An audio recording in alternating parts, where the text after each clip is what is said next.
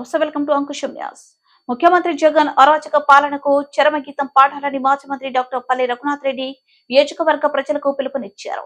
గురువారం తెలుగుదేశం పార్టీ పుట్టపర్తి నియోజకవర్గ ఇన్ఛార్జ్ మాజీ మంత్రి డాక్టర్ పల్లె రఘునాథ్ రెడ్డి సత్యసాయి జిల్లా బుక్కపట్నం మండలంలోని కృష్ణాపురం పంచాయతీ గోపాలపురం నుంచి ఎన్నికల ప్రచారాన్ని చేపట్టారు.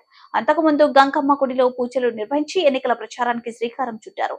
ఇంటింటికి తిరుగుతూ సైకిల్ గుర్తుకు ఓటు వేసి టీడీపీని గెలిపించి ముఖ్యమంత్రి చంద్రబాబు నాయుడును ఎమ్మెల్యేగా పల్లె రఘునాథ్ రెడ్డిని చేయాలని ప్రజలకు పిలుపునిచ్చారు. 2024 ఎన్నికల్లో మళ్లీ వైసీపీని గెలిపిస్తే ఇక ప్రజలకు నరకమే అన్నారు. జగన్ పాలనలో రాష్ట్రంలో ఎవరూ సంతోషంగా లేరన్నారు. ఇసుక, మట్టి, గ్రానైట్ మాఫియా ముఠా రాజ్యం ఏరుతుందన్నారు. ధరలు ఆకాశానికి అంటి ప్రజల నడ్డి విరిచే విధంగా ఉందంటే అది జగన్ రెడ్డి ప్రభుత్వమే అన్నారు.